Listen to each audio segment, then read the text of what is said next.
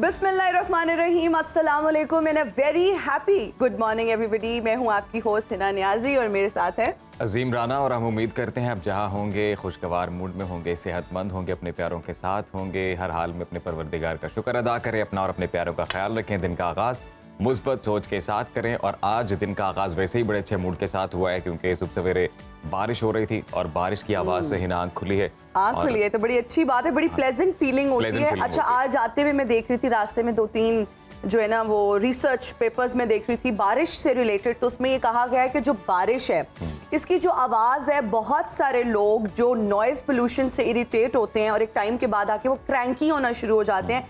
अगर वो अपने फ़ोन पे यूट्यूब पे सिर्फ बारिश की आवाज़, हम अक्सर सर्च करते हैं ना, साउंड ऑफ रेन सर्च करें और वो लगाएं और वो सोने की कोशिश करें तो उनका वो जो एंजाइटी है, वो जो क्रैंकीनेस है उनकी नेचर में, पर्सनैलिटी में, वो ख़त्म हो जाती है। तो अगर हम बारिश के फ़वाइद की बात करें तो बारिश के पानी के बारे में भी बहुत सारे लोग कहते हैं, उसे बड़े कहा करते थे कि भाई इसमें शिफा होती है और अगर आप इसको जमा करें और पिएं। फिर एक रिसर्च पेपर में भी ये बात सामने आई है कि अगर बारिश का पानी आप एक बोल में जमा करते हैं, जो कि 2-3 स्पेल बारिश के गुजर जाए, या बारिश जो है वो घंटे से जारी है, 2 घंटे से जारी है, तीसरे घंटे में जाके अगर आप उसमें वो बोल रखते हैं और उसमें पानी जमा करते हैं तो कहा यह जाता है कि वो पानी is really good for your nervous system, brain के लिए। आपने बड़े फवाइद बताए, बड़ी अच्छी बात है। बारिश की इतनी इन डिटेल रिसर्च आपने की है, हमारे नाजरीन को आई एम श्योर कोई फायदा हुआ होगा इस बात से। मैं तो अच्छी बात आप भी बता अच्छी बात है, आपने बड़ी अच्छी बात बताई है। लेकिन आज की अच्छी बात से पहले एक छोटी सी नसीहत मैंने करनी है और मेरी ये आज की ऑब्जर्वेशन है। आज हम सुबह सवेरे दफ्तर आ रहे थे और आपने भी देखा होगा कि रास्ते में बारिश से कितना पानी खड़ा हुआ है।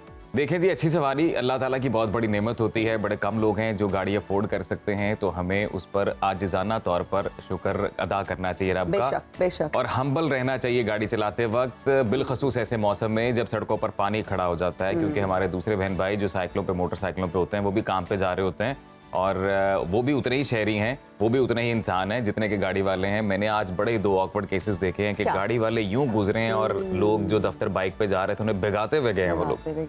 तो it's a very bad thing जी। बहरहाल ख्याल रखा करें इन चीज़ों का। चीज़ की निशानदेही की आपने और हमें इस चीज़ को जो है ना फिगर आउट करना चाहिए। आज मैं आ रही थी, अच्छा जब बारिश होती है तो ट्रैफिक बहुत ज़्यादा हो जाती है, फिर लोग जो हैं उनमें सब्र खत्म हो जाता है, पेशेंस लेवल 0 हो जाता है। तो व्हेनेवर आप कोई भी आप रोड पर हैं, आप देखते हैं कोई इस तरह की सिचुएशन है, प्लीज होल्ड योर हॉर्सेस और अपने जो है ना पेशेंस लेवल को बरकरार रखें, क्योंकि सबने जाना है कहीं ना कहीं, किसी ने ऑफिस जाना है, कोई बच्चों को स्कूल ड्रॉप करने जा रहा है। और जो ये आपने अजीम बात की कि इस तरह से गुजरते हुए बाइक पे जाते हैं और पानी ऊपर आता है, ऐसा स्प्लैश ऑफ वाटर, तो वो that is very unethical again. Hina, अच्छी बात है प्रोग्राम का बाकायदा आगाज किया जाए। जी बिल्कुल, आज प्रोग्राम का आगाज हम अजीम अरब मुसलमान साइंसदान इब्नुल हाशिम के इस मकबूल और मशहूर कॉल से करते हैं। उनका ये कहना है कि कार खैर अंजाम देते वक्त उजरत, रिश्वत और हदिया कोई चीज़ नहीं। इसको थोड़ा एलैबोरेट कर दिया जाए कि जी कार खैर जब आप सर अंजाम देते हैं, कोई अच्छा काम करते हैं, तो फिर उसकी कोई कीमत नहीं होती है, फिर उसकी कोई उजरत नहीं होती है, कोई रिश्वत नहीं होती है, कोई हदिया नहीं होता है,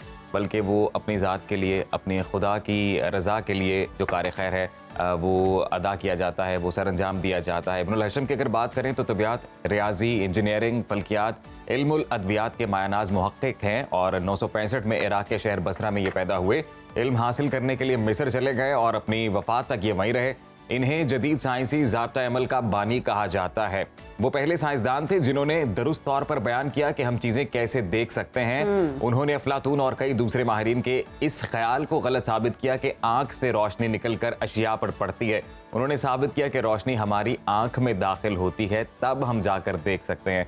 तो उन्होंने अपनी बात को रियाजी की मदद से साबित किया, जो पहले कभी किसी ने नहीं किया था। इब्नुल हाशिम ने रोशनी, इनकास और इनताफ के अमल और शुआओं के मुशाहिदे से कहा कि ज़मीन की फ़ज़ा की बुलंदी 100 किलो। उन्होंने रियाजी और तिबियात के मौज़ूआत पर 100 के करीब मकालात भी तहरीर किए हैं। बिल्कुल जी, अगर इनके अचीवमेंट्स की बात की जाए तो बहुत ज़्यादा हैं। और रोशनी वाली जो है, जिस तरह से पहले समझा जाता था कि रोशनी जो है हमारी आंख से निकलती है, बट इन्होंने उस चीज़ को गलत प्रूफ किया मैथ्स की मदद से और ये बताया लोगों को कि हमारी आंख में जब रोशनी पड़ती है तो फिर हम देखने के काबिल होते हैं। रिफ्लेक्शन, जब अशिया से रोशनी टकरा कर रिफ्लेक्ट होकर आंखों में आती है तो फिर वो इमेज आता है। तो हिना, अच्छी बात तो आज हम अपने नाजरीन तक पहुंचा दी है जी। और अब हम आगे बढ़ते हैं, बात करते हैं जी मुल्की सियासत की। मुल्की सियासत का दर्जा हरारत किस सतह पर जा रहा है और अवाम महंगाई के तूफान में किस तरह से मुकाबला कर रहे हैं, इस महंगाई को किस तरह से झेल रहे हैं, मईशत की अगर बात की जाए तो अदादोशुमार क्या बता रहे हैं और आलमी हालात क्या मंजरनामा पेश कर रहे हैं, इस पर एक नजर डालते हैं। नया काजी नई तारीख, सुप्रीम कोर्ट की तारीख साज कार्रवाई बराह रास्त नशर। कौम ने पहली बार सुप्रीम कोर्ट की लाइव कार्रवाई देख ली। कनाडा, बरतानिया, भारत, ब्राजील और जनूबी अफ्रीका की आला अदालतों में केसेस की लाइव स्ट्रीमिंग का तरीकाकार भी अपनाया जा चुका। बड़ी समात, अहम रिमार्क्स, अदालती एक्ट में तरमीम पर 15 रुकनी फुल कोर्ट की वकला पर ताबड़तोड़ और तंदोतेज सवालात की बौछार। फरीकैन को 25 सितंबर तक जवाब जमा कराने की हिदायत। केस की समात 3 अक्टूबर तक मुलतवी।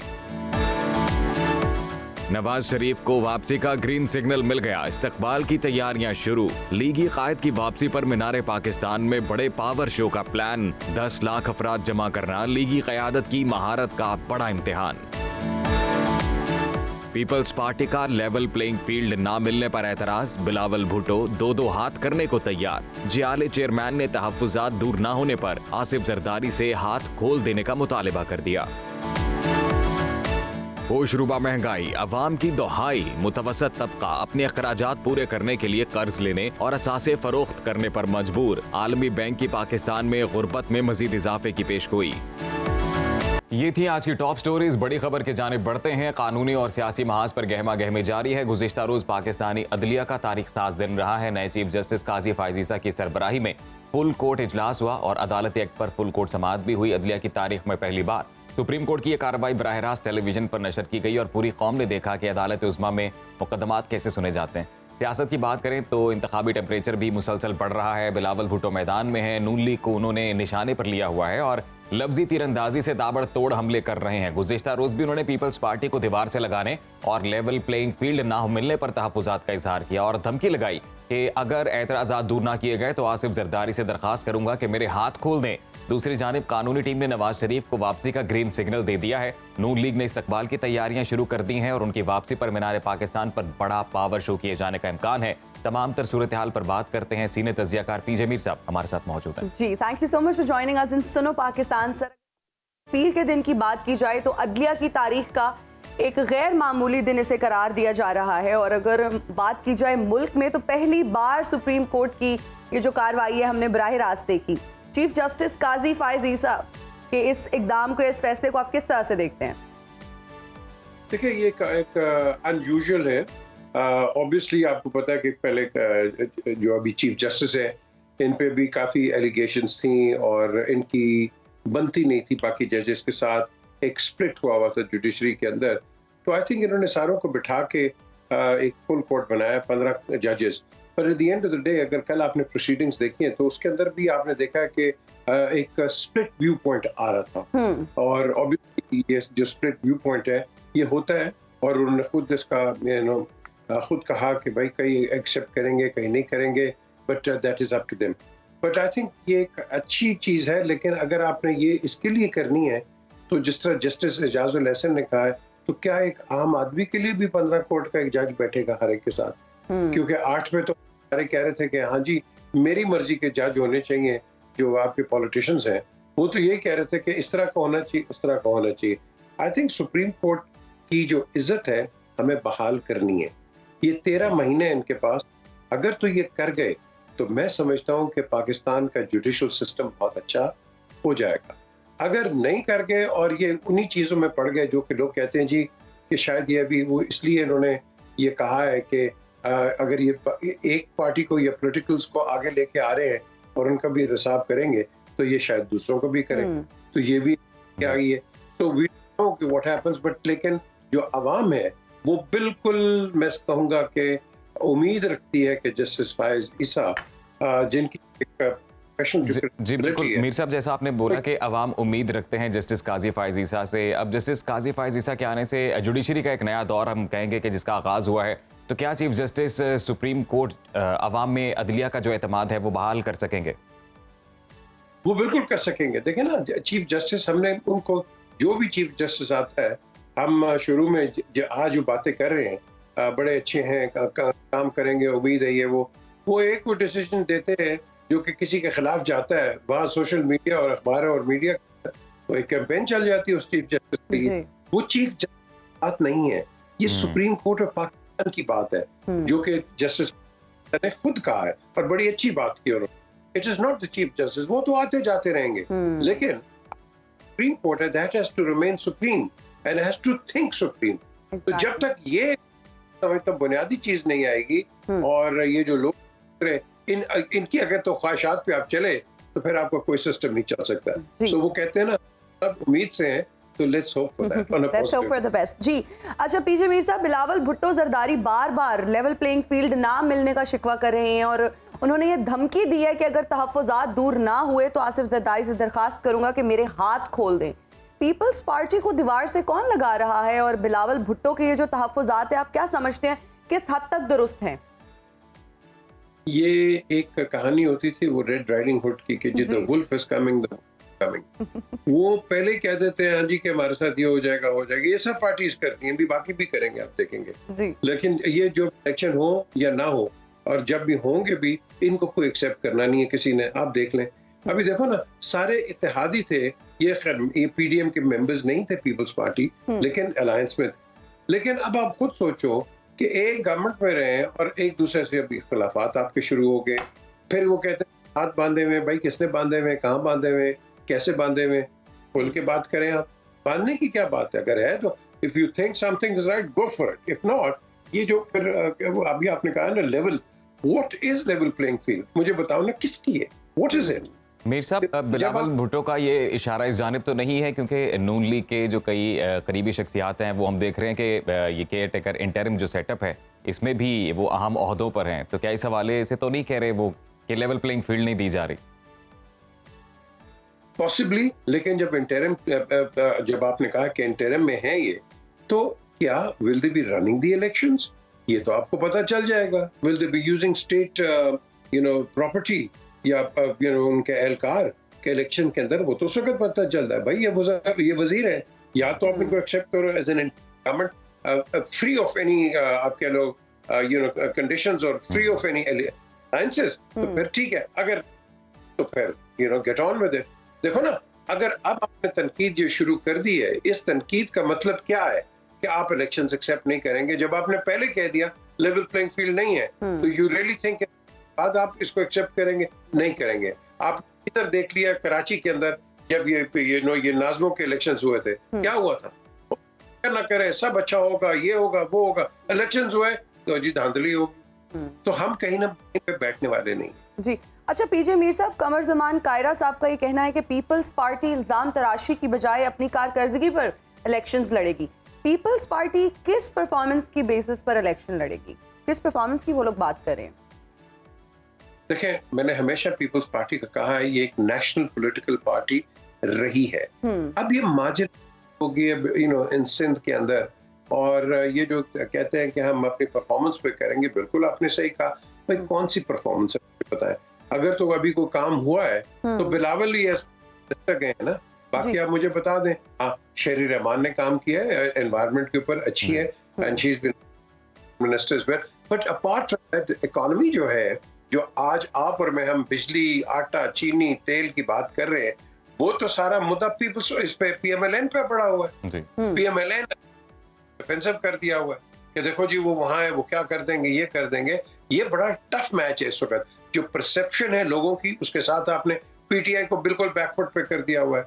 ये डिपेंड करता है कि अब जब लोग हैं ये निकलते हैं, ये किसको वोट देते हैं। अब ये लोगों का है, ये पार्टीज का नहीं है टेस्ट, ये अवाम का टेस्ट है कि तुम बताओ, एक तो लॉयलिस्ट होता है और एक होता है भूखा नंगा। ये क्या ये लॉयलिस्ट है? इनके पास भी चॉइस है, पाकिस्तान फर्स्ट या party first, that's it. Mir साहब, नवाज शरीफ की वापसी को आप किस तरह से देख रहे हैं? क्या कोई सियासी मंजरनामे पर इसके क्या असरात मुरतब होंगे? देखो जी, नवाज शरीफ अगर आते हैं वापस, हालांकि he has confirm with me, मुझे भी बल्कि उनका एक मैसेज आया कि इंशाल्लाह I am coming back, but the question is कि अगर वो आते हैं, एक तो पाकिस्तान मुस्लिम लीग के लिए, नून के लिए एक बहुत बड़ा बूस्ट होगा। I mean with the great respect to Shahbaz my friend, he's a nobody compared to Nawaz Sharif. Vote bank सिर्फ इसका नवाज शरीफ का है, शहबाज शरीफ का नहीं, और ना ही किसी और का है। तो नवाज शरीफ जब वापस आएंगे, जो पॉलिटिकल सर्कल्स है वो एक्सपेक्ट करते हैं कि एक बूस्ट मिलेगा PMLN को, जो कि 16 महीने में इनको काफी धज्जियां पड़ी हैं। अब देखो ना, वो क्या परसों की बात है, वो क्या नाम है इसका, अता तारक, उसके साथ जो लंदन जी जी बिल्कुल एग्जैक्टली, तो एक्सेप्शन को नवाज शरीफ चेंज कर सकते हैं। बिल्कुल। अच्छा पीजे मीर साहब, नून लीग ये दावा कर रही है कि नवाज शरीफ साहब के इस्तकबाल के लिए 10 लाख लोग आएंगे। आप क्या समझते हैं, इतनी बड़ी तादाद में लोग घरों से बाहर निकलेंगे और ये नून लीग का दावा दुरुस्त साबित होगा? कितना बड़ा चैलेंज होगा ये नून लीग के लिए। एग्जैक्टली। देखें, इन दी वर्स्ट सिनेरियो, मैं शहबाज के साथ भी वापस आया हूँ एग्जाइल से, मैं नवाज के साथ भी वापस आया हूँ एग्जाइल से, बंदे नहीं निकले, सिंपल एज दैट। लेकिन उस वक्त कंडीशंस और थी। अब आप फ्री फॉर ऑल हम देखेंगे कि क्या निकलते हैं या नहीं निकलते हैं। उम्मीद सबको होती है, उनके वोटर्स हैं, बिल्कुल, there is no question about it. लेकिन ये रैली कैसे करेंगे, अपने वोटर्स और अपने सपोर्टर्स और दूसरों को कैसे एक बूस्ट देंगे कि भाई नवाज शरीफ आ रहे हैं और आप भी आए। अगर तो एक आप एक शो कर देते हैं, लेकिन उस शो को आपने कन्वर्ट करना है वोट के बैंक के अंदर। क्या ये वोट बैंक के अंदर कन्वर्ट होगा या नहीं?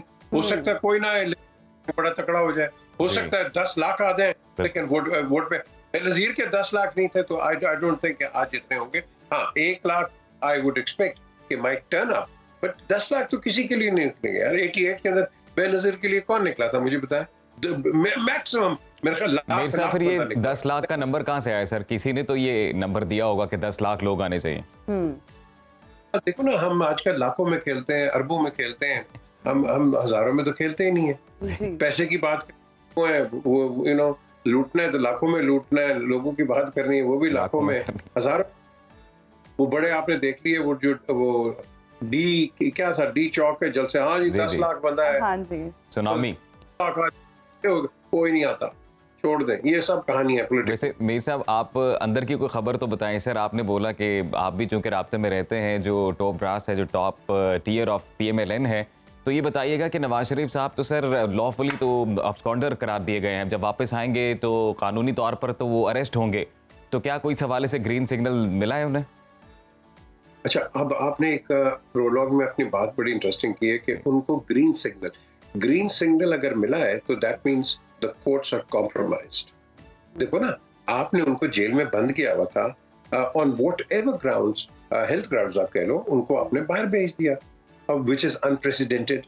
अगर ये करना है तो फिर बाकी जो आपके जो है ये जो प्रिजनर्स है उनको भी बाहर भेजे, हु कैन अफोर्ड इट। चलो, नवाज शरीफ चले गए एंड फिर उसके अब जिस तरह के आपने सवाल किया बड़ा अच्छा कि ग्रीन सिग्नल, तो अगर ग्रीन सिग्नल मिला है, ये कहाँ से मिला है और किस बेसिस पे मिला है? मैं तो कहूँगा नवाज शरीफ को लेके आओ। मैं तो हमेशा ये मैंने मेंटेन किया है, बिकॉज आपने उनको अकावा पे एक्चुअली डिस्क्वालीफाई किया है, as a candidate for the parliament. लेकिन आपने तो सारे शोर मचाया हुआ था करप्शन पे तो निकले नहीं। जी बिल्कुल, अगर फिर देखते हैं सूरत हाल की जानिब बढ़ती है। पीजे मीर साहब, बहुत शुक्रिया, आपने अपना खुसूसी वक्त निकाला और जो सियासी मंजरनामा है, जो ओवरऑल पॉलिटिकल डेवलपमेंट है, जो ओवरऑल सिचुएशन है, उस पर आपने अपना सियासी तज्जिया पेश किया। और बिलखसूस बात हो रही थी जी PMLN के इस हवाले से, क्योंकि आजकल जो हॉट टॉपिक है वो यही है कि नवाज शरीफ की वतन वापसी है। 21 अक्टूबर को वो आ रहे हैं और फिर ये भी कहा जा रहा है कि जब वो आएंगे तो आवाम में जो मायूसी है वो खत्म हो जाएगी। आई डोंट नो किस तरह से ये मायूसी खत्म होगी। महंगाई, एक बात उन्होंने बड़ी अच्छी की, उन्होंने एक निशानदेही बड़ी अच्छी की, और वो ये कि जो वोट बैंक है एक्चुअली में वो नवाज शरीफ साहब का है। जो क्राउड पुलर है PMLN में, he is actually Nawaz Sharif.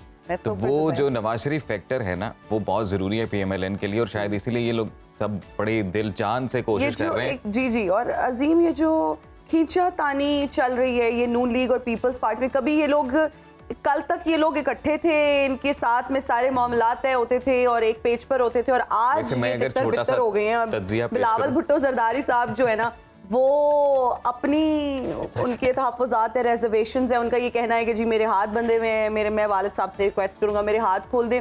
दूसरी जानिब मैं थोड़ी देर के लिए तज्जियाकार बनना चाह रहा था, लेकिन मेरे प्रोड्यूसर ने कहा कि आप ब्रेक ले लें। आप लोग ब्रेक ले लें, वापस आएंगे जी ब्रेक के बाद। आप देखते रहिए सुनो पाकिस्तान।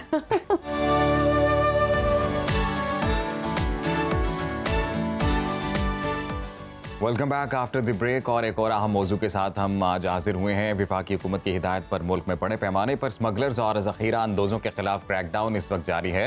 वफाकी तहकीकाती इदारे की जानिब से डॉलर, चीनी, खाद, पेट्रोलियम मसनूआत और इंसानी स्मगलिंग के खिलाफ ताबड़तोड़ कार्रवाइयाँ जारी हैं। कराची, इस्लामाबाद, लाहौर, फैसलाबाद और कोहाट समेत मुतादिद शहरों में सैकड़ों मुल्ज़िमान धर लिए गए। कई शहरों में हवाला हुंडी में मुलव्वस अनासिर के खिलाफ भी घेरा तंग कर दिया गया है।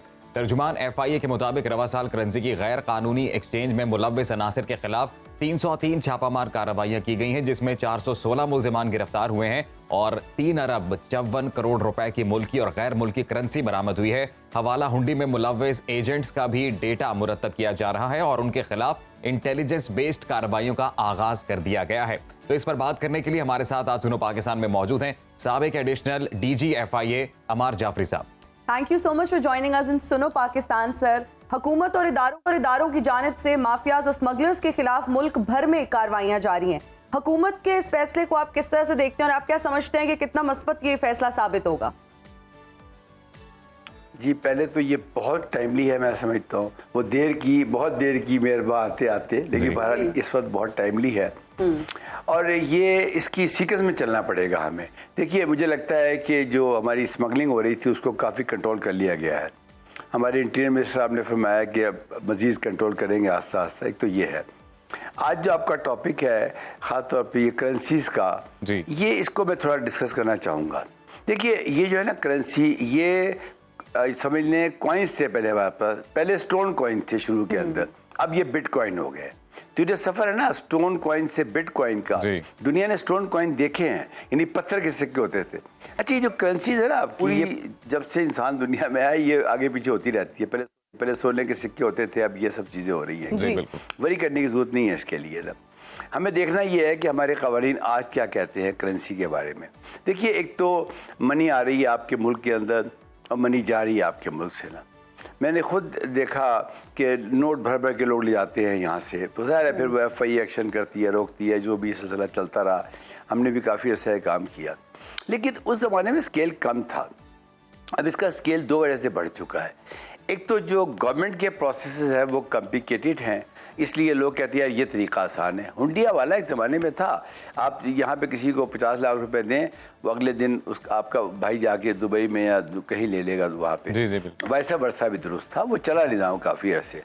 अब उसमें ख़तरनाक काम ये हो गया कि वो खुद उनमें डिस्ट्रस्ट आ गया, तो वो ज़रा अब उसमें इमीडिएटली गवर्नमेंट को आगे आना चाहिए और आ रही है गवर्नमेंट। मैं समझता हूँ ये जो जितनी भी नई स्कीमें आई हैं गवर्नमेंट की, स्टेट बैंक ने जारी की हैं, बहुत ही वो इनकरेजिंग है। मैं समझता हूँ इसकी तशहीर की ज़रूरत है कि जी, अभी मैं पढ़ रहा था उनकी जो हमारी फाइनेंस मिनिस्टर तशरीफ लाई हैं, वेरी ऑनरेबल, उन्होंने कहा कि आप बाहर से पैसा भेज सकते हैं, कोई पैसा खर्च नहीं होगा इसके ऊपर, ज़ीरो मनी पे आप ट्रांसफ़र कर सकते हैं। ये बहुत बड़ी बात है, मैं समझता हूँ।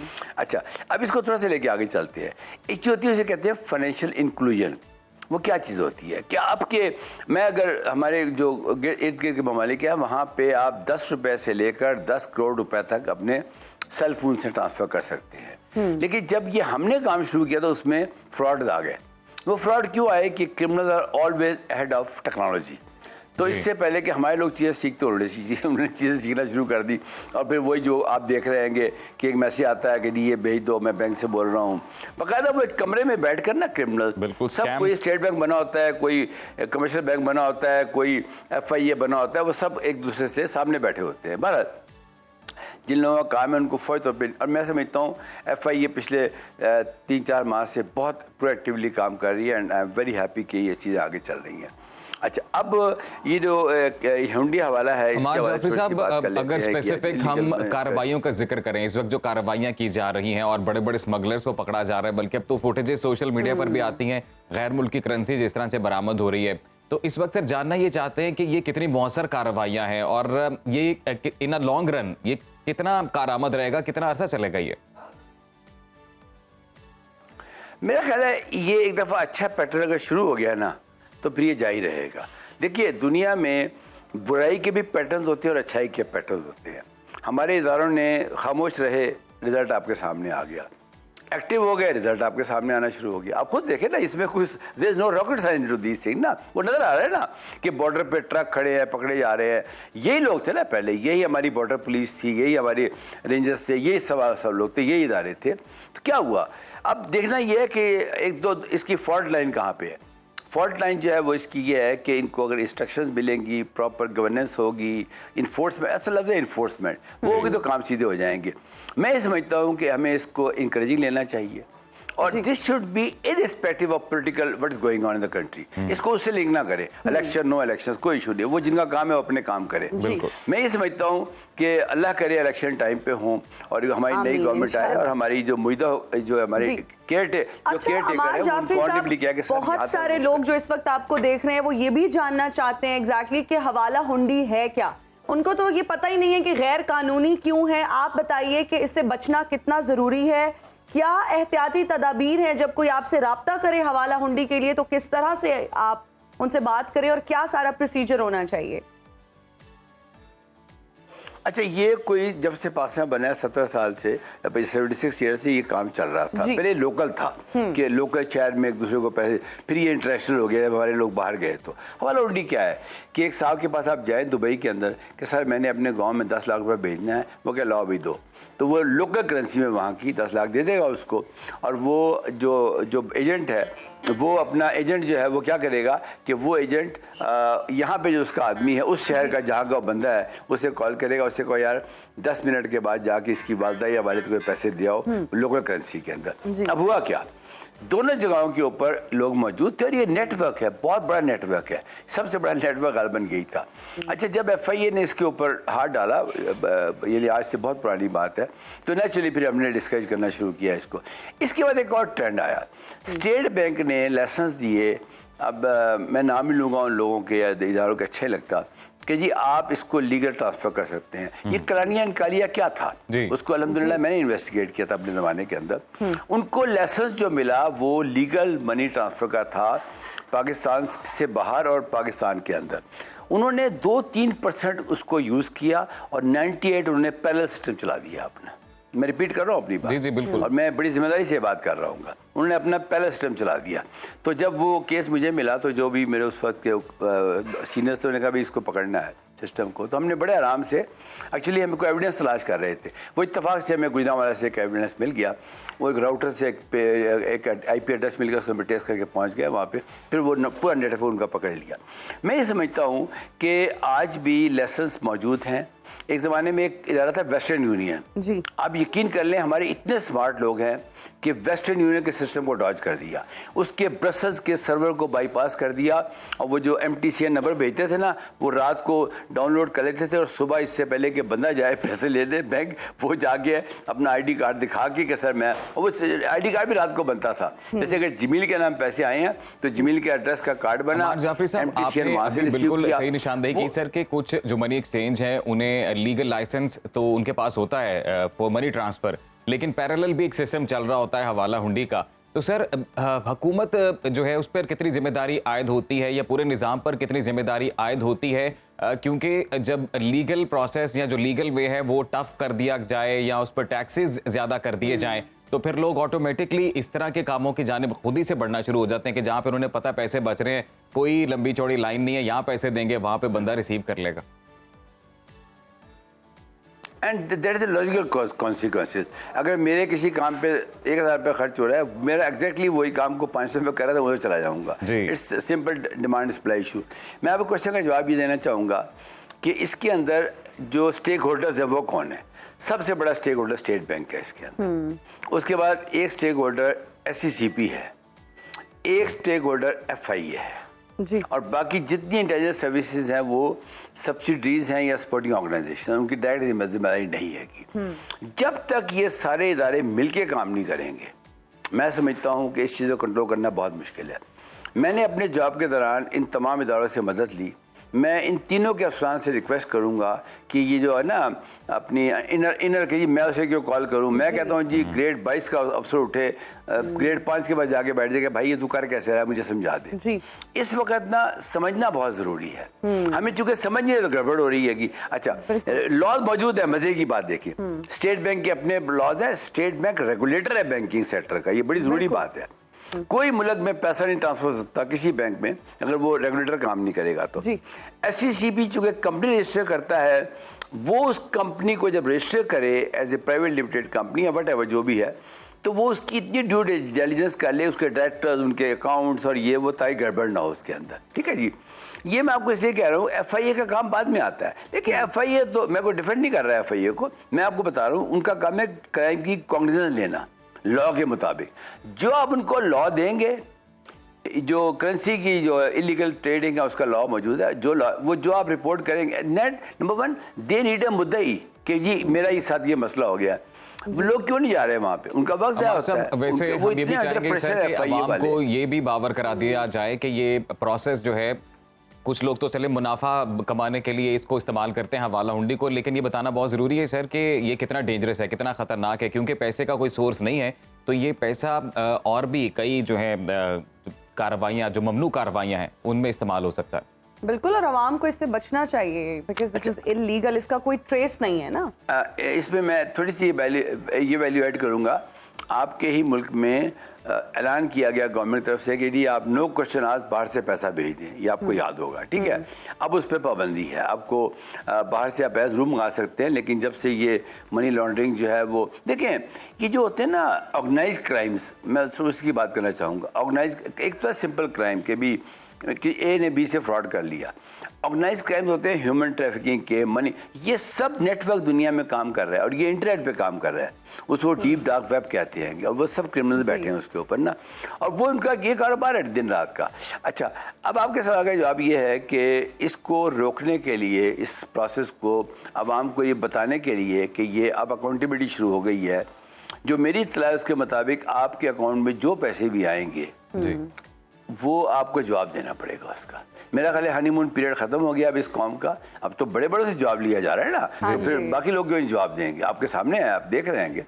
तो अब तो, और ये ज़रूरी था, वो फैज़ का शेर नहीं याद आया आपको, हम भी देखेंगे हम भी देखेंगे, तो मेरा ख्याल है वो देखने का दौर शुरू हो चुका है। अब ये सब अलर्ट हो जाए, ये जो माजी में काम कर रहे थे ये, क्योंकि मैं ये समझता हूँ कि अब आवाम खड़े हो गए सब चीज़ों। हाँ जी, ऐसे ही है, बिल्कुल जवाब भी देना पड़ेगा और बिल्कुल आप अकाउंटेबल भी हैं अगर आपके अकाउंट में किसी भी उस सोर्स से पैसा आता है। थैंक यू सो मच अमार जाफरी साहब, आपका बहुत शुक्रिया। और साइबर विंग के चूंकि आप रूहे रवा हैं तो कभी उस टॉपिक पे भी हम डिटेल में डिस्कशन करेंगे और आपसे बात करेंगे। Once again thank you so much. नाज़रीन, अभी लेंगे एक ब्रेक, हाजिर होंगे ब्रेक के बाद। देखते रहिए सुनो पाकिस्तान।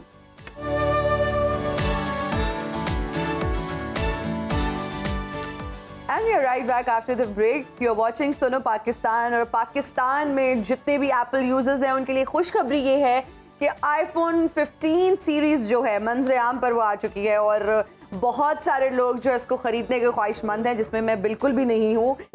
और इसके 4 मॉडल सामने आए हैं और इसके फीचर्स की अगर बात करें तो बड़े इनोवेटिव डिफरेंट फीचर्स हैं, लेकिन कोई इतने भी खास नहीं है। इतने भी खास नहीं है उसके अंदर। आईफोन 15 और 15 प्लस 48 मेगापिक्सल कैमरा इसके साथ जो पेश किया गया इस फोन में। A16 बायोनिक चिप के साथ डायनामिक आइलैंड फीचर मुतारिफ करवाया गया है। तेज प्रोसेसिंग पावर के ख्वाहिशमंद अफराद के लिए आईफोन 15 में A17 प्रो चिप नस्ब की गई है, जिससे वीडियो गेम खेलने वालों को बड़ी आसानी होगी। ताहम अब पाकिस्तान टेलीकम्युनिकेशन अथॉरिटी ने आईफोन के नए मॉडल्स पर मखसूस टैक्स की शरह आयद की है और आईफोन मॉडल्स की नई सीरीज के लिए PTA टैक्स सही कीमतें मुंतखब मॉडल और स्टोरेज की बुनियाद पर अब जिसकी प्राइस है वो मुख्तलिफ होगी। आईफोन 15 से आईफोन 15 प्रो मैक्स के बीच में जितनी भी कैटेगरी है टैक्स के एतबार से, हाँ जी, 2 लाख और ये जी 36,000 से मामला शुरू होता है और उसके बाद 4,42,700 तक जाता है। मैं वैसे सोच रही थी कि आईफोन जब 15 प्रो मैक्स आएगा तो मैं जरूर लूंगी और सबसे पहले लूंगी, और I was waiting for the new model. लेकिन जैसे ही आईफोन लॉन्च हुआ मैंने इसकी वीडियोस देखी यूट्यूब पे और फिर मैंने अपने भाई को फोन किया कि भाई मत लो प्लीज, क्योंकि he is not here, he is abroad. ये तो वो हम लोग वैसे ही ना जो टैक्सेस है ना इसकी वो एक लिस्ट हम अपने टीवी स्क्रीन पर भी TV शेयर screens कर रहे हैं पर भी दिखा रहे हैं ताकि लोग ना को खरीदें। बेहतरीन आइडिया हो जाए कि ये कितनी महंगी चीज है। और इस पर जो टैक्स है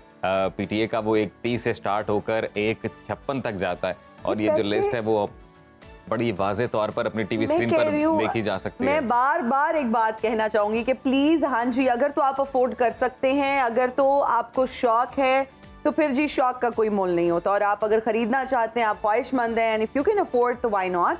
लेकिन मुझे लगता है कि ये यार बाहर एक्स्ट्रावेगेंसी वाले ही है। अफोर्ड कर सकते हैं क्योंकि पासपोर्ट के ऊपर थोड़ा सा लेवरेज थोड़ा मिलता है। सा वहाँ पे leverage है। एक साथ से जाती है इसकी प्राइस। बिल्कुल, और ना 1.30 तक इसकी मैक्सिमम जाती है विद पासपोर्ट अगर आप अच्छा, अभी इसका- मैंने बिल्कुल जब हम ब्रेक में बात कर रहे थे, डिस्कस कर रहे थे, तो आई मैसेज माय ब्रदर, तो उसका मैसेज आया $2500 का है, 15 प्रो मैक्स Max। वहाँ पे और 512 GB में। लेकिन बात ये है कि वो आने से पहले मुझसे पूछ रहा था, उसने नवंबर में आना कि क्या गिफ्ट चाहिए, तो मैंने कहा आईफोन 15 मेरे लिए लेते आना। लेकिन जब मैंने इसके फीचर्स देखे और फिर वो मैंने इसकी वो शेप देखी, सेम, बस सिर्फ कलर जो है वो डिफरेंट इंट्रोड्यूस करवा दिया जाता है। हम 13 से यही सुन रहे हैं कि जी उसमें कोई अच्छा, इनोवेशन वैसे आएगा। मेरा दिल करता है सपोर्ट करने का क्योंकि गेमिंग प्रोसेस है इसमें। और जो लोग वीडियो गेम्स खेलते हैं, जिन्हें बड़ा शौक है वीडियो गेम्स खेलने का, कमाल चीज है ये। और फिर PlayStation पे खेलें वो इधर नहीं। फोन पे।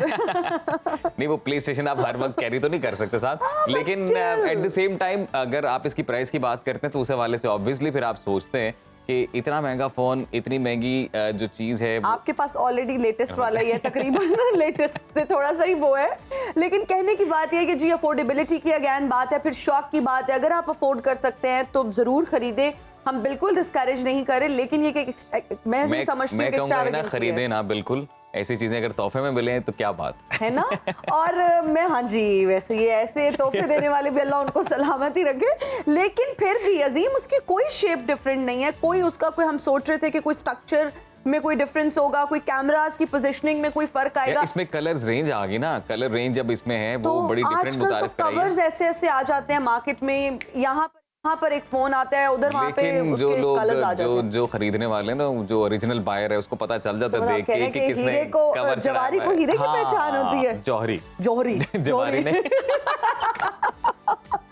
वैसे जवारी को भी हो सकती है हीरे की पहचान। कीमत सुन के मेरा जो है ना ज़हनी तवाज़ुन उस तरह से ठीक नहीं है। It's too much।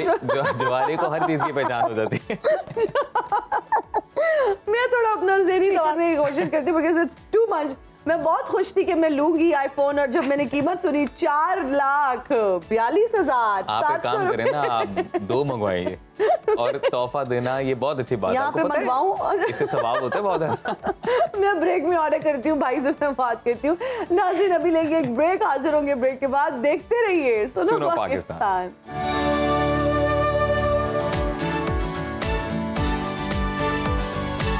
Welcome back after the break जी। और अहम मौजू के इस वक्त दुनिया में डिप्रेशन एक आम बीमारी है जो रोजमर्रा के कामों, मुआशरती रवैयों को शदीद मुतासिर करती है।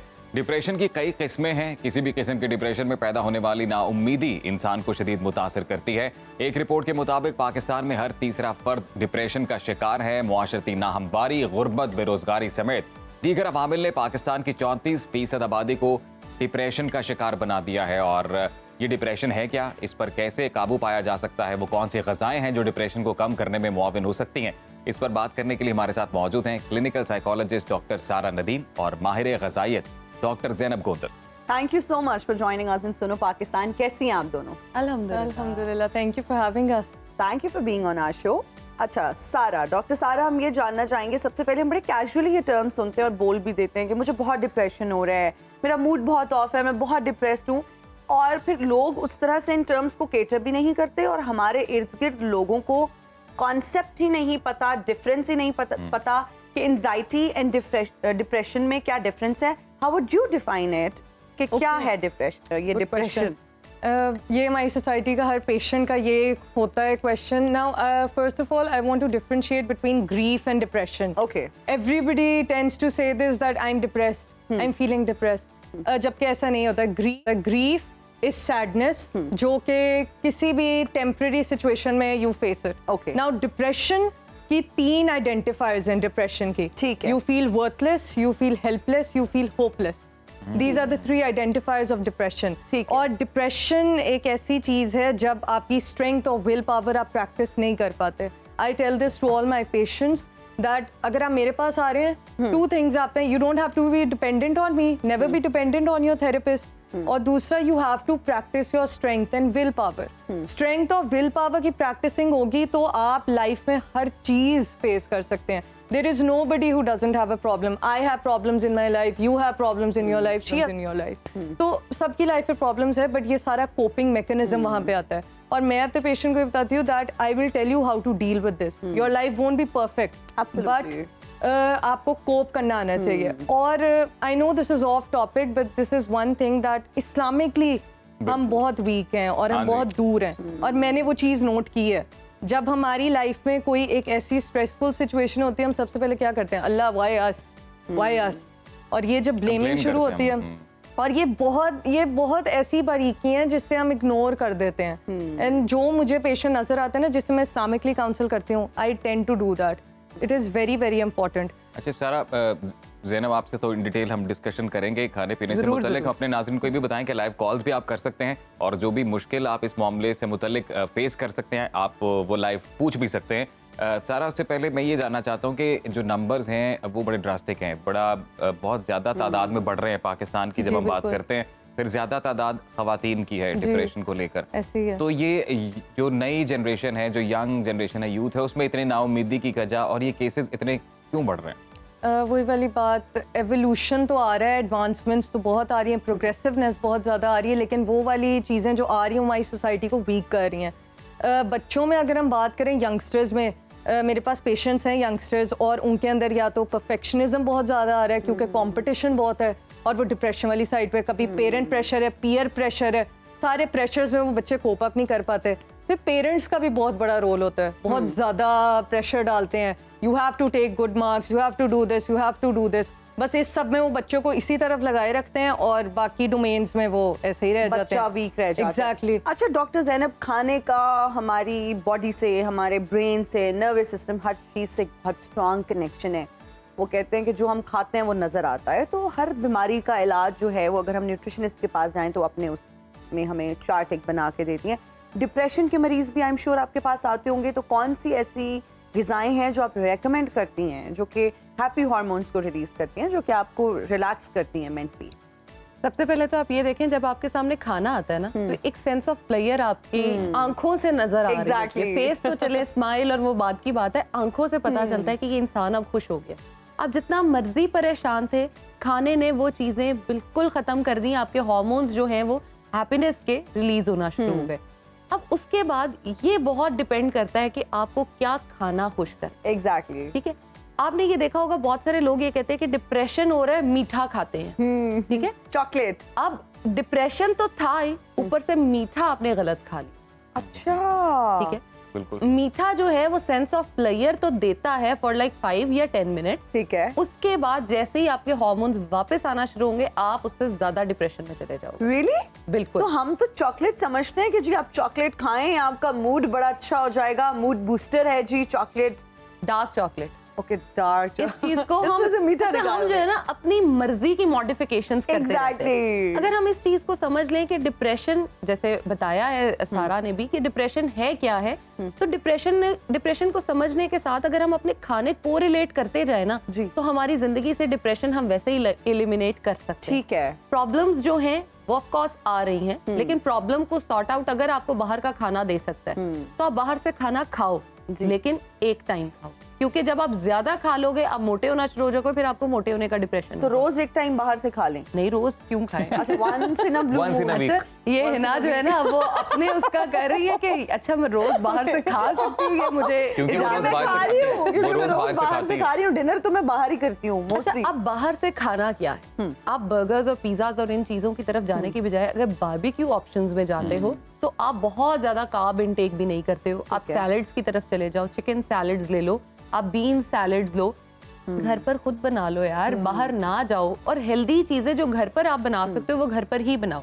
अब डिप्रेशन की एक बहुत बड़ी रीजन जो हमारी सोसाइटी में है वो ये है, जो हम सॉफ्ट ड्रिंक्स पीते हैं ना, वो बच्चों की जिंदगी तबाह कर रही है. और बच्चों से बड़े होते तक आप समझे जिंदगी खत्म है। आप ये देखें, अगर एक माँ जो है उसको बहुत ज्यादा सॉफ्ट ड्रिंक्स पीने की आदत है, वही चीज उसके बच्चों में डिप्रेशन ऑटोमेटिकली जा रहा होगा। क्यों? क्योंकि जो सॉफ्ट ड्रिंक होती है उसमें एक ग्लास में ऑलमोस्ट 8 चम्मच चीनी होती है। ठीक है, ओह माय गॉड, आपने वो सॉफ्ट ड्रिंक का ग्लास कंज्यूम किया और आपका एकदम से जो हैप्पी हार्मोन था ना वो यहाँ से यहाँ चला गया और इट्स पीक लेवल। लेकिन अब उसने वापस तो आना है, 40 मिनट में वो वापस आता है और उसके बाद आप Downer. एग्रेसिव हो जाते हो बहुत ज्यादा। आप नोटिस कीजिएगा कि आप सॉफ्ट ड्रिंक पिए और उसके बाद आपका जो एग्रेशन है ना वो किस तरह से निकलता है लोगों पे। अब बच्चों में हम बड़े आराम से कहते हैं ये जूस पी लो बेटा, बहुत हेल्दी है, ये सॉफ्ट ड्रिंक पी लो। अब बच्चों को आपने देखा होगा वो बहुत ज्यादा हाइपर एक्टिव हो जाते हैं। अब हाइपर एक्टिविटी नो डाउट उनके लाइफस्टाइल के बाकी रीजंस भी हैं, लेकिन एक रीजन ये बहुत ज्यादा है। अब इससे ज्यादा आप अगर पेरेंट्स जो हैं वो बच्चों को शाम को पार्क्स में लेके निकले, उनको खाना जो है वो एक हेल्दी अमाउंट में दें, रोटी खिलाएं और उसके बाद उनको पार्क्स में लेके जाएं, तो वो बहुत ज्यादा फास्ट फूड और इन चीजों की तरफ क्रेव नहीं करेंगे ऑटोमेटिकली। मेरे पास अच्छा बहुत सारी मदर्स जो आती हैं वो ये आती हैं, बच्चे का कद नहीं बढ़ रहा, क्या खिलाएं? बच्चा मेरा बहुत मोटा है, खाता ही कुछ नहीं है। अब ये मदर्स जो है ना खुद भी झूठी तसल्ली में होती हैं और बच्चे को भी झूठी तसल्ली दे रही होती हैं, तुमने तो खाया ही कुछ नहीं। एक बड़े मजे की वो स्टोरी जो है वो शेयर मैं कर देती हूँ। एक आंटी आई मेरे पास अपनी बेटी को लेके, ये खाती कुछ नहीं है, बहुत मोटी है। मैंने कहा अच्छा बेटा क्या खाते हो पूरे दिन में? उसने बताना शुरू किया, पूरे दिन में 6 ग्लास शेक निकला, ओह माय कोई 10 अंडे निकले और पराठे अलग से। खाती कुछ नहीं है, खाती कुछ नहीं है। माओं को ना बच्चे वैसे ही कमजोर लग रहे होते हैं, होते हैं ना, मेरा बेटा कमजोर हो रहा है, मेरी बेटी कमजोर हो रही है और एक्स्ट्रा खिला रहे होते हैं उस चक्कर ऐसे ही में। है। सारा मैं ये पूछना चाहता हूँ कि जी मर्ज तो डायग्नोज हो गया, ठीक है जी, पता चल गया कि मायूसी, नाउम्मीदी और जो वर्थलेसनेस ऐसी फीलिंग आ रही है तो आप डिप्रेस्ड हैं। अब सबसे बड़ा सवाल ये है कि जी ये क्योरेबल है डिप्रेशन जो है? क्या मुकम्मल तौर पे इंसान इसे निजात हासिल करके दोबारा एक नॉर्मल हेल्दी लाइफ एंजॉय कर सकता है? Depression is curable, everything is curable in this world. लेकिन वही वाली बात है, अगर आपका ज़हन, अगर आप if you put your mind into it तो you can cope up with it. वो यही है कि अगर आपसे खुद कोप अप नहीं हो रहा, आप थेरेपिस्ट के पास आते हैं, और अगर आपके पास ऐसी फैसिलिटी नहीं है तो मैं कुछ टिप्स बता देती हूँ जो आप कर सकते हैं। एक चीज़ हम लोग प्रैक्टिस करवाते हैं अपने पेशेंट्स को, that is known as mindfulness. Okay. Mindfulness is an exercise that you have to focus on the present situation. ठीक है, ठीक है। उसके उसमें एंजाइटी वालों को भी हम करवाते हैं, डिप्रेशन वालों को भी करवाते हैं। उसमें क्या होता है, आपके इर्द गिर्द जो सिचुएशन है, try to live in that. Anxiety वाले क्या करते हैं, फ्यूचर प्रॉब्लम्स, उसमें सारा वरी, जब वरी करते हैं उनको ट्रेमलिंग भी होती है, शिवरिंग भी होती है, पल्पिटेशंस भी होती है, बीपी भी हाई लो होता है, इस तरह के डिफरेंट फैक्टर्स आते हैं। सो जब आपको एंजाइटी या डिप्रेशन इस तरह हो रहा हो, आपने कोप अप कैसे करना है? Try to live in the present. सब चीज़ें छोड़ दें, जो भी करें बंद करें, and try to breathe in. Breathe in, अपने जितनी आपकी स्मेल्स हैं वो लें, अच्छी जगह पे खड़े हो जाएं, एक अच्छा एनवायरनमेंट, ये बहुत चीज़ें मैटर सारा यहाँ करती पे हैं। सिचुएशन अगर थोड़ी ट्रिकी है वो इस तरह से कि अगर प्रेजेंट की वजह से ही डिप्रेशन और वो एंजाइटी हो रही है, बिल्कुल ऐसे ही तो है, आप बिल्कुल लिव इन अ ऐसा, मोमेंट में रह के तो और लिव इन द मोमेंट ये है कि अब जैसे ज़्यादातर फीमेल्स को फैमिली प्रॉब्लम्स होते हैं, ठीक है, अगर उनका सोल्यूशन निकल सकता है तो उसको प्रायोरिटाइज करके स्टेप बाय स्टेप ठीक कर लें। अगर आप नहीं कर सकती, और कुछ चीज़ें होते हैं ना, कुछ लोग नहीं बदल सकते, कुछ चीज़ें हम अपनी फैमिली में नहीं चेंज कर सकते, कुछ चीज़ें हो ही नहीं सकती, बिल्कुल उनके लिए फिर ये है कि आप अपने आप को फिर ज़हनी तौर पे तैयार करो।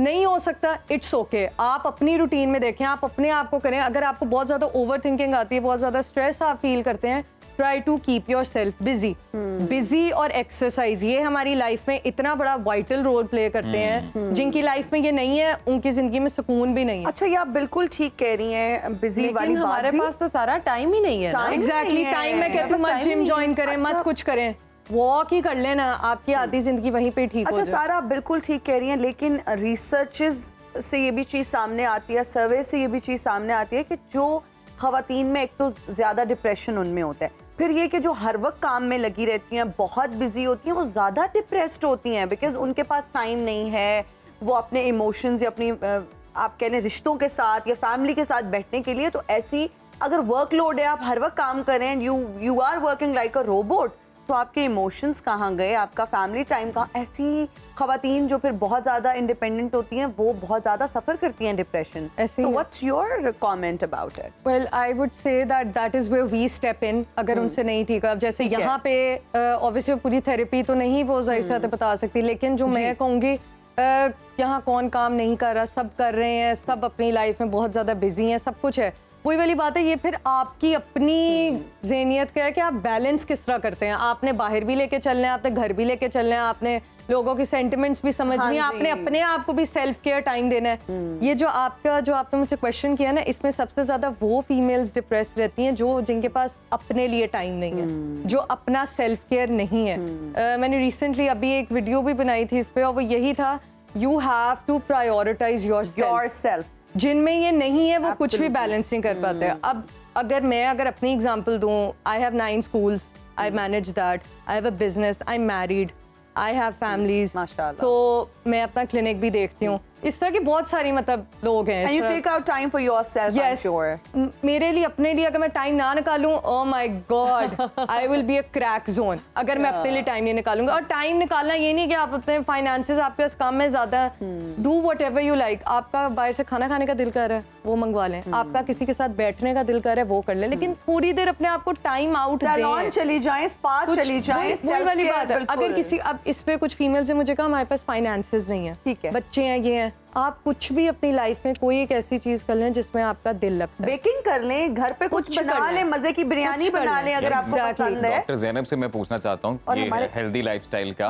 कि लाइफ सॉरी मैं आपको इंटरप्ट कर रही हूँ, हमारे साथ एक कॉलर है जी, जी। सिद्रा मोहसिन। कहाँ से हैं जी हमारे साथ? कोट राधा किशन से हमारे साथ हैं जी। अस्सलाम वालेकुम, कैसी हैं सिद्रा आप? वालेकुम अस्सलाम। अल्हम्दुलिल्लाह मैं ठीक हूँ। क्या सवाल पूछना चाहेंगी? अल्हम्दुलिल्लाह हम भी बिल्कुल ठीक है। आई थिंक आप ये पूछना चाहेंगी, आप सवाल किससे पूछना चाहेंगी? जल्दी से पूछ लें।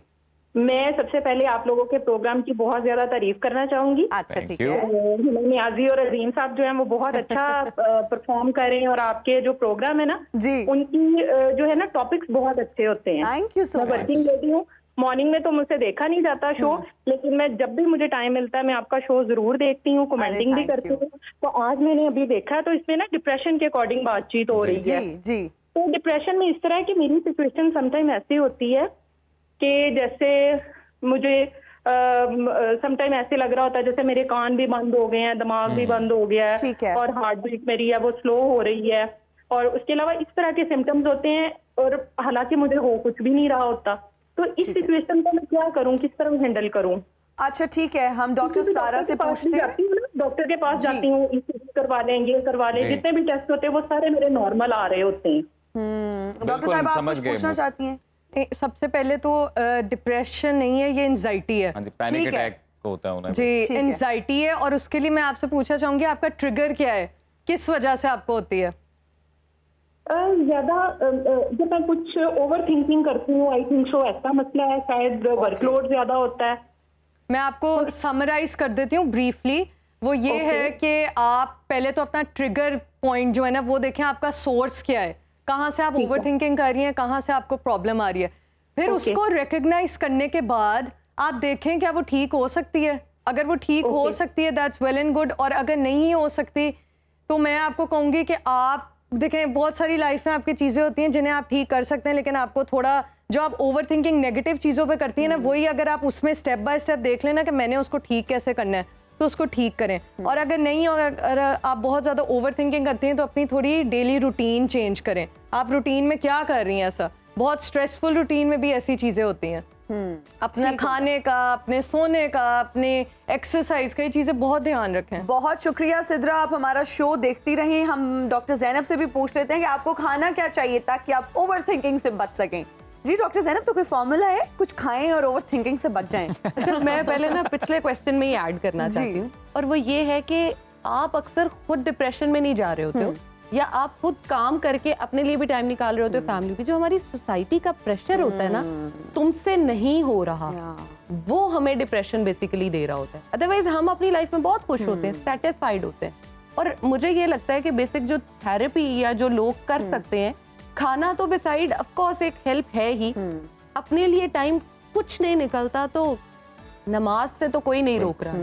तवक्कुल बहुत नमाज बड़ी चीज़ है। पढ़ें, और अगर आपको मतलब मैं तो इवन ये भी कहती हूँ कि ट्रस्ट करने के लिए कोई नहीं मिल रहा, अल्लाह ताला पे करें।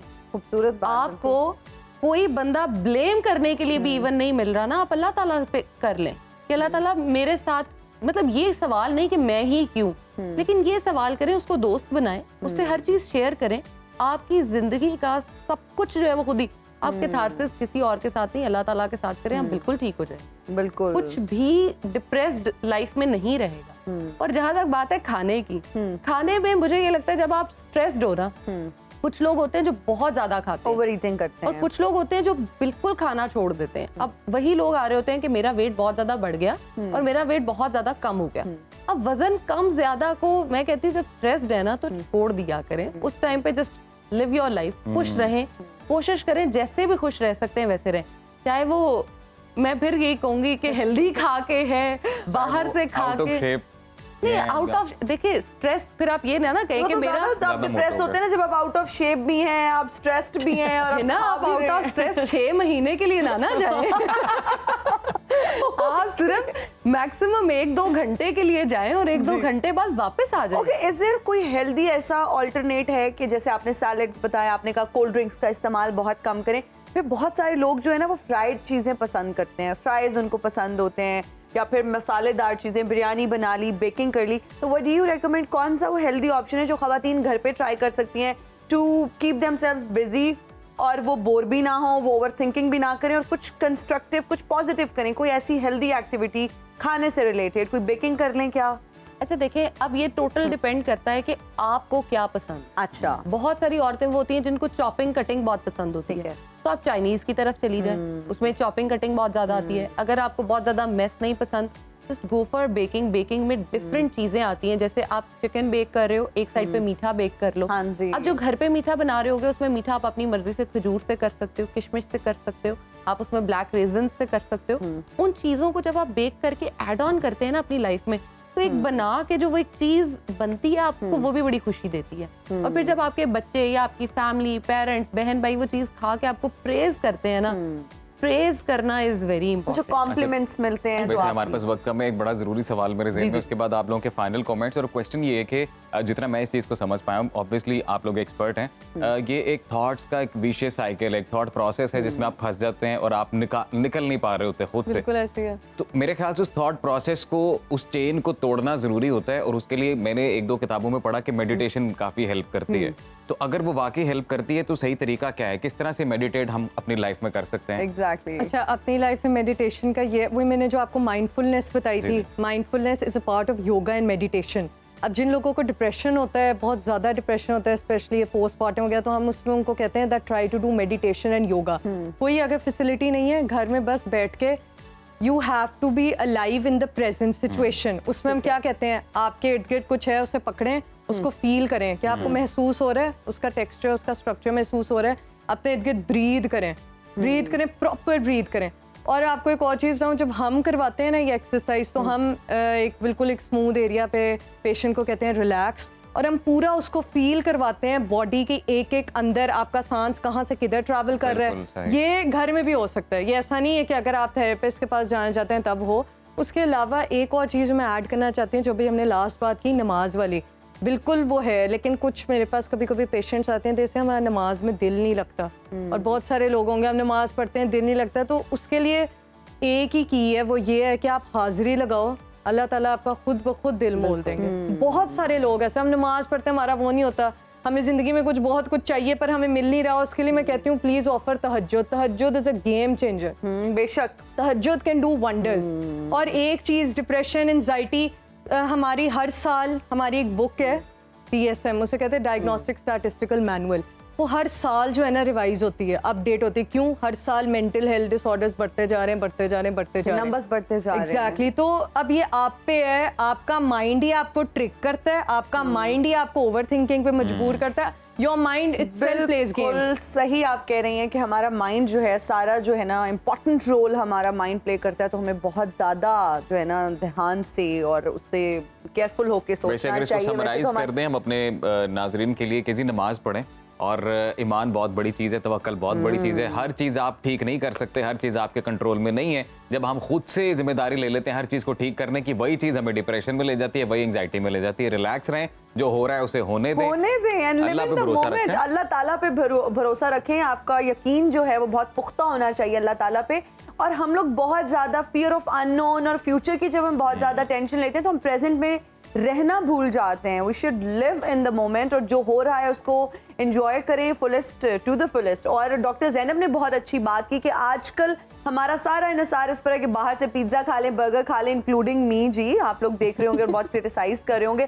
फिर हमने जी वो फिजी ड्रिंक्स भी खुद भी रखी होती हैं, बच्चों को भी पिला रहे होते हैं। तो जब तक आप अपनी डाइट को क्लीन नहीं करेंगे, जब तक यू वोंट ईट क्लीन, तो आप अपनी जिंदगी को खुशगवार नहीं बना सकते। बिकॉज जो आप खाते हैं वो आपके चेहरे पर नजर आता है, वो आपकी बॉडी में। और वैसे ये बड़ा ही वसी टॉपिक है, इसके मेरे ज़हन में और भी कई सवालात थे। मेरे तो हम ये 50,000 चाहेंगे मेरे भी कि थे। एक और एपिसोड हम इस पर करें ताकि इससे जो अगला मरहला है हम उसके ऊपर भी हम डिस्कशन करें। पोस्टमार्टम डिप्रेशन पे बात करेंगे बिल्कुल, नेक्स्ट उस टाइम पे डिस्कशन करेंगे। फिर मौसम के इस पे क्या असरात होते हैं, बदलते वेदर के क्या weather। असरात होते हैं, ये भी बात करेंगे। आज के लिए हमें फिल वक्त जो है वो थोड़ी देर के लिए ब्रेक पे हम जा रहे हैं। इजाजत नहीं दीजिए हमें ब्रेक। हम ब्रेक पे जा रहे अपने हैं। मेहमानों से इजाजत ले रहा था। जी जी जी, thank you so much doctor Sara, thank you so much doctor Zainab Gondal, बहुत शुक्रिया आप दोनों का। नाज़रीन अभी लेंगे एक ब्रेक, हाजिर होंगे ब्रेक के बाद। देखते रहिए सुनो पाकिस्तान।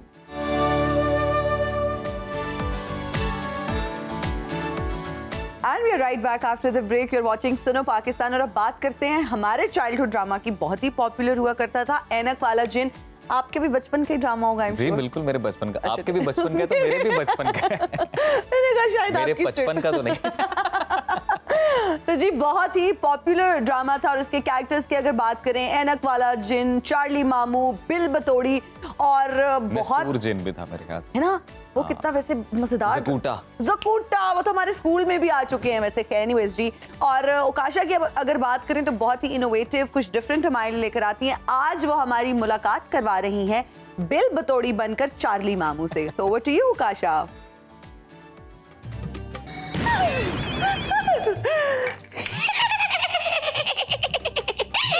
मैं हूँ बिल बतौड़ी नासा चौड़ी, अति मीठी अति कौड़ी। बिल बतौड़ी नासा चौड़ी, अति मीठी अति कौड़ी।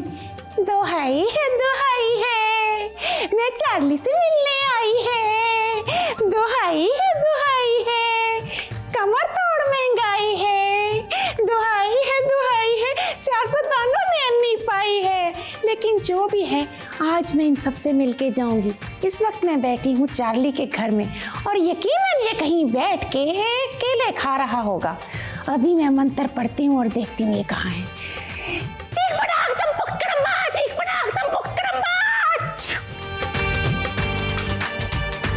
आज तो मौसम बहुत अच्छा है। लगता है आज हम 1-2 दर्जन केले खाएगा जरूर। मुझे शक है कि अंदर कोई है। ऐसा ना हो बिल बतौड़ी आई हो।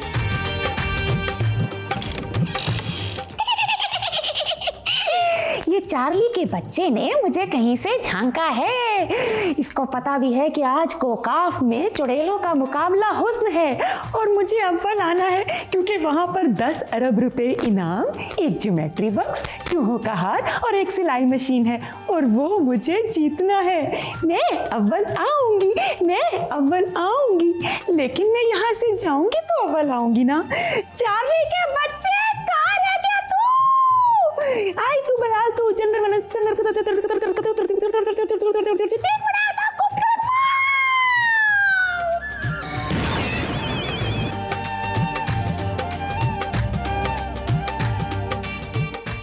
वो कहाँ गायब हो गई? अभी तो हमने देखा वो इधर ही थी। या अल्लाह हमें इस अजाब से बचाना। हमारे घर में कोई ना कोई आफत आया रहता है। आज इसकी बारी है, कभी ज़कूटा आ जाता है, कभी हमून जादूगर आ जाता है।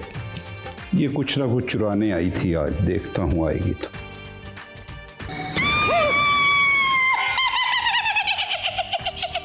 चार्ली, तुम किधर आ गया इधर?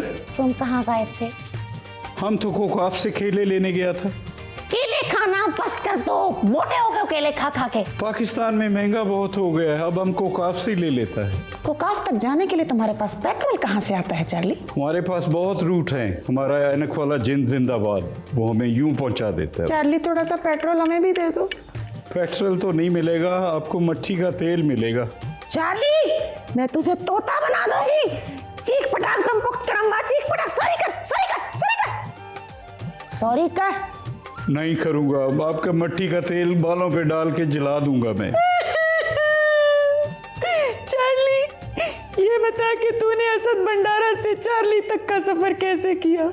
मैंने बहुत केले खाए, जिस वजह से आज तक मैं कामयाब हूँ। सच बता, पूरे 150 एपिसोड में तूने कितने केले खाए? मैंने हजारों दर्जन केले खाए। ओए ये मुझ पे इल्जाम है। व्यूअर्स, ये था वो छोटा सा एक्ट जो मैंने अपने बचपन की याद को ताज़ा करने की कोशिश की, और बहुत सारे लोग जो इस ऐनक वाला जिन ड्रामा का हिस्सा थे उनको ट्रिब्यूट पेश करने की कोशिश की। वो बड़े एक्टर्स थे, उस तरह का प्रोलॉन्ग परफॉर्म तो मैं नहीं कर सकती, बड़ा उसके लिए मूड चाहिए होता है, अच्छा कंटेंट, अच्छा स्क्रिप्ट चाहिए होता है। हम लोग तो सिर्फ कॉपी कर सकते हैं, अल्लाह करे हम भी अच्छे आर्टिस्ट बन जाएं। और इस वक्त मेरे साथ असद भंडारा साहब मौजूद हैं, और उर्फ चार्ली मामू। तो केले इनके बड़े मशहूर हैं, केले खाते थे ये, और आज इनसे जानते हैं इन्होंने कितनी रेडियां खाली की हैं। सबसे पहले बताएं कि आपके हाल चाल कैसे हैं? मैं तो बिल्कुल ठीक हूँ जज़ाकल्लाह, आपके सामने, और केलों में कितनी पावर है आप देख लें कि माशाल्लाह आप आज भी फ्रेश मैं करो बिल्कुल ताज़ा। फिट हूँ, मुझे कोई कमी नहीं है। तो मैं बहुत थैंकफुल हूँ आपके सुनो टीवी का। हमारे लिए सबसे बड़ी जो ब्लेसिंग है कि हम हज़रत बाबा फरीद शकरगंज के इलाके में रहते हैं हम, जिसके लिए बर्रे सगीर से दुनिया आती, और हमारे लिए ऐसे ही है कि हम यहाँ से उठे 5 मिनट में वहाँ पहुँचे। खुश नसीबी है, हम ऐसे अल्लाह औलिया जो हैं उनके ज़ेरे साया हैं। तो मैं एक तारीफ़ करना चाहूँगा, आपने माशाल्लाह बहुत अच्छा बिल बतौड़ी को थैंक यू कॉपी सर। किया है, बहुत अच्छा। Words from the horses mouth. मैं विश करूँगा अगर हम दोबारा ऐनक वाला जिन शुरू करें तो आप बेस्ट हैं। सर विश क्यों, आपने हुक्म देना है। हाँ नहीं, बेस्ट है, बेस्ट, आपने बहुत अच्छा किया। सर ये बताएं कि कैसा था, मतलब आप लोगों ने हमारे बचपन को खूबसूरत बनाया, रंगीन बनाया, और हम लोग वो कालीन पे यकीन करते थे, हम वो जादुओं पे और वो चुड़ैलों का मुकाबला है, मतलब ऐसी ऐसी चीज़ें आज हम देखते हैं तो हम कहते हैं अच्छा यार ये सिर्फ पेंट से कलर्स किए होते हैं, हम डरते थे उन चीज़ों से। तो हमारे बचपन को तो आपने 4 चांद लगाए, आपका बचपन कैसा था? आज हम जहाँ बैठे हैं लकीली यहीं पे मेरा बचपन स्टार्ट हुआ है। सही। तो आज अब मेरे पेरेंट्स की डेथ हो गई हुई है, तो उनके माशाल्लाह तरबियत दी हुई आगे आज तक काम आ रही है। आजकल के पेरेंट्स या बच्चों को आप क्या मैसेज देते हैं, या ड्रामा इंडस्ट्री को क्या मैसेज देते हैं, कैसे ड्रामास बनने चाहिए? आप देखें हमारे मुल्क का पूरी दुनिया में नाम था ड्रामा वाइज, इस जैसी रियलिटी बेस्ड ड्रामास किसी जगह नहीं बनते। बिल्कुल। तो अब हम उस चीज़ को तो हकीकत को भूल गए हैं, बिल्कुल हमने इग्नोर कर दिए। मेरा सबसे बड़ा पैगाम ये है, पहली बात ये है कि बच्चों के लिए we have to do something. Yes. अगर उन्हें हम अच्छी लर्निंग बचपन से देंगे तो वो आगे कुछ बनेंगे। अच्छा मुझे ये बताएं कि जो कैरेक्टर्स थे ऐनक वाला जिन के, उनसे मिलने की ख्वाहिश है, अभी आपको कोकाफ लेके चलूं फिर मैं? आप पहले मुझे इजाज़त दें, मैं थोड़ा रिलैक्स हो जाऊँ। नहीं रिलैक्स मुझे लग रहा है मैं टेंस हूँ। नहीं टेंस क्यों है, देखिए मैं अभी तक तो आपसे उकाशा गुल बन के बात कर रही थी, लेकिन अब आप मुझे मजबूर कर रहे हैं कि मैं बिल बतौड़ी वापस बनूं। मेरा ख्याल है हम ऐसे ही जाते हैं। तो अब मैं चार्ली को लेके जाऊंगी, दुहाई है। आ कोकाफ चले चार्ली, आजा बच्चों को एंजॉय कराएं, वहाँ सबसे मिलते हैं चल के। चीख पटाख दम पुख्त कड़म्बा, चीख पटाख दम। तुझे कोई मंत्र आता है? बिल बतौड़ी नासा चौड़ी तू चुड़ैल नहीं डैन है मेरी प्यारी बहन। चल इस पे तुझे माफ किया, आ चलें। जबरदस्त भाई, जबरदस्त, इनक्रेडिबल। ओकाशा की अगर बात करें, इमेंसली टैलेंटेड है, क्या जबरदस्त बिल बतौड़ी बनी है, और वो जो मंत्र था, जबरदस्त अटायर, गेटअप, जबरदस्त। और मुझे तो वाकई बिल बतौड़ी याद आ गया यार, बचपन वाली एक्साइटमेंट हुई है और देख के proper। करके वो हंसती है ना, और जो उन्होंने मंत्र पढ़े और जो पूरे उनके बाल बने हुए थे, अमेजिंग, इनक्रेडिबल। और असद भंडारा साहब की अगर बात करूं तो मैं उनको खुद मिल चुकी हूँ, इंटरव्यू भी कर चुकी हूँ। Wonderful human being, very down to earth, amazing person. तो कभी फिर अगर है ना, हमारे अगर आप बिल बतौड़ी वाला मंत्र पढ़ के ब्रेक लें, मंत्र में मुझे याद नहीं आ रहा, अगर प्रोड्यूसर साहब कान में थोड़ा सा बता दें तो मैं कर लूं मंत्र थोड़ा सा बता। बिल बतौड़ी नासा चौड़ी, ये तो बिन बतौड़ी नासा चौड़ी, अद्धी मीठी अद्धी कौड़ी। अभी लेते हैं एक ब्रेक, हाजिर होंगे ब्रेक के बाद।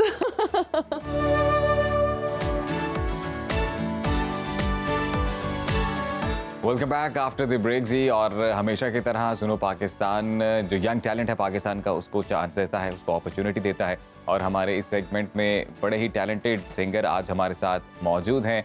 गवर्नमेंट कॉलेज यूनिवर्सिटी से इनका ताल्लुक है, म्यूज़िक सोसाइटी के ये मेंबर हैं, और इसके अलावा सेकेंड ईयर ICS के ये स्टूडेंट हैं।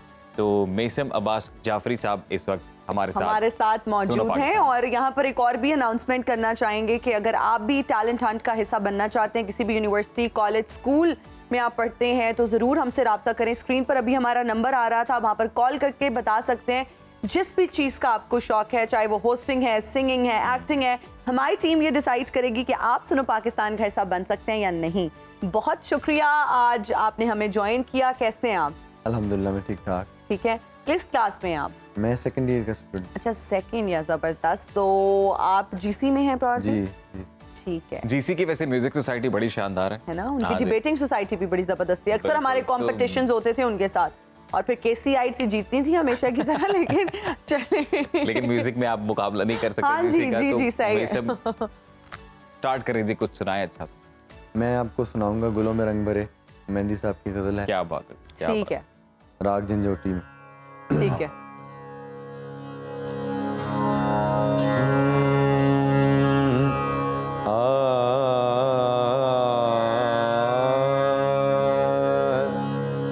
सरे मागा रे गा सनी ने धा सा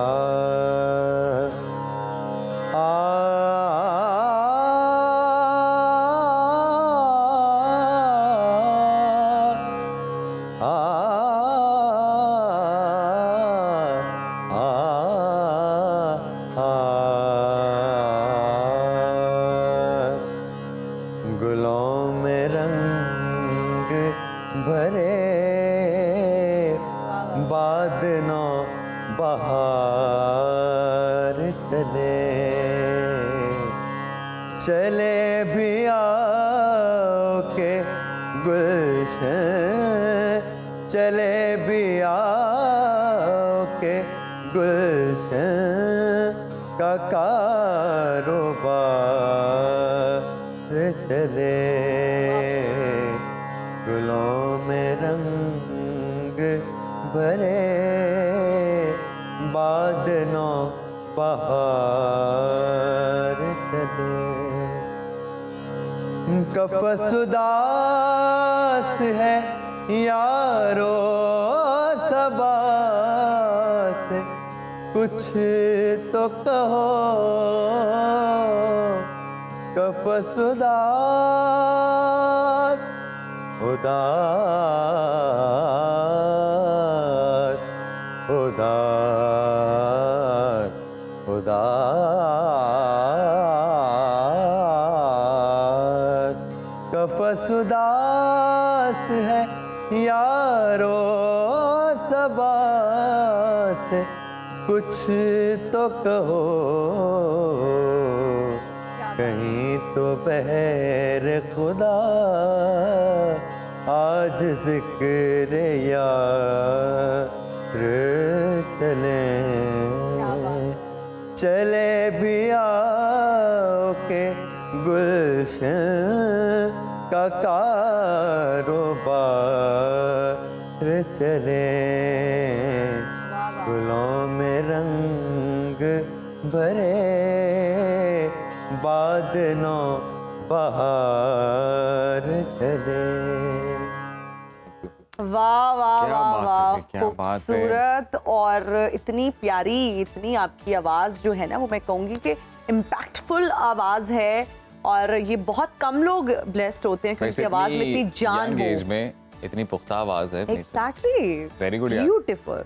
और फिर आपकी सॉन्ग सिलेक्शन की अगर हम बात करें तो वंडरफुल। अगर यंग जनरेशन की बात करें तो भाई उनको भी सुनना चाहिए। वो जो क्लासिकल में अगर महारत आप रखना चाहते हैं तो आपको इस तरह के गीत जो है ना वो चूज करने चाहिए और सीखना पड़ेगा आपको प्रॉपर। बहुत शुक्रिया आपका, वंडरफुल आपकी आवाज़ है, बहुत ही खूबसूरत। Wish you good luck for your future. इंशाल्लाह हम आपको फिर से दावत देंगे, सुनो पाकिस्तान का आप हिस्सा बनेंगे ऐसे ही अच्छा गाते रहें आप। इंस्ट्रूमेंट्स के साथ। बिल्कुल जी, गुड लक। और नाज़रीन, इसके साथ ही हमारे प्रोग्राम का वक्त होता है ख़त्म। आपसे इंशाल्लाह मुलाकात होगी कल। अपना बहुत ख्याल रखिएगा। बारिश है, बहुत एहतियात से बाइक चलाएं, गाड़ी चलाएं। जो लोग रोड पर जा रहे हैं, ख़ास तौर पे वो तमाम लोग जिनके पास गाड़ियां हैं, आप लोग दूसरे लोगों का ज़रूर ख्याल रखें। गाड़ी को थोड़ा स्लो स्पीड में गुजारें अगर बहुत ज़्यादा पानी है तो। And that's it. बिल्कुल, आप भी स्लो चलाइएगा जी। हम मिलेंगे कल, हमें दीजिए इजाज़त। अपना बहुत ख्याल रखिएगा। टेक केयर, अल्लाह हाफिज, बाय।